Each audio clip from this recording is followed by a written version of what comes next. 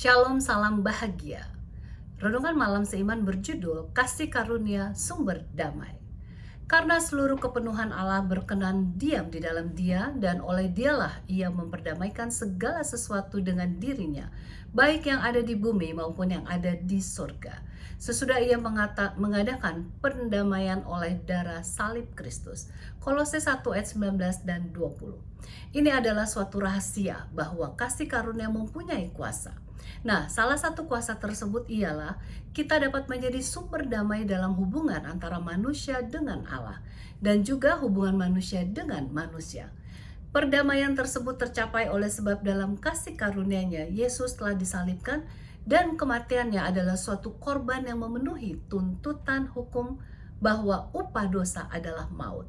Yesus mati untuk kita. Sekarang kita dapat memperoleh damai tersebut. Setiap khotbah orang Kristen tidak pernah berdaya guna kecuali menyebutkan mengenai darah salib Kristus. Sia-sianya kehidupan tanpa pertolongan Tuhan atau kasih karunia Tuhan yang mulia itu. Setiap khotbah yang menyelamatkan ialah khotbah mengenai kasih karunia Allah yang menyelamatkan. Sebab rahasia dari salib adalah rahasia dari kasih karunia. Tindakan dari Yesus bukan hanya mendamaikan manusia dengan Allah, tetapi dengan segala sesuatu di dunia dan di surga. Paulus menekankan hal ini juga dengan lebih dalam sebagaimana yang tertulis dalam Efesus 1 ayat 7-10. Dengan demikian, penyaliban adalah lambang dari persatuan orang percaya dengan Kristus.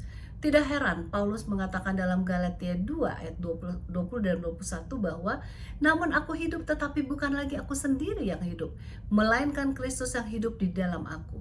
Dan hidupku yang kuhidupi sekarang di dalam daging adalah hidup oleh iman dalam Anak Allah yang telah mengasihi aku dan menyerahkan dirinya untuk aku. Aku tidak menolak kasih karunia Allah, sebab sekiranya ada kebenaran oleh hukum Taurat, maka sia-sialah kematian Kristus. Kasih karunia Allah menyebabkan kita memiliki perubahan kehidupan karena Kristus yang hidup di dalam hati kita. Ini adalah suatu kehidupan yang penuh damai dengan Allah dan sesama manusia. Kehidupan yang penuh dengan kasih dan belas kasihan. Kehidupan yang memantulkan tabiat Yesus di dalam keluarga, di dalam jemaat, ataupun di dalam masyarakat sekeliling kita. Sungguh indah hidup yang penuh dengan damai di dalam Yesus. Hidup yang penuh sukacita dan kebahagiaan. Hal itu hanya mungkin kita peroleh sebab kasih karunia-Nya kepada kita yang dinyatakan oleh kematian Yesus di kayu salib.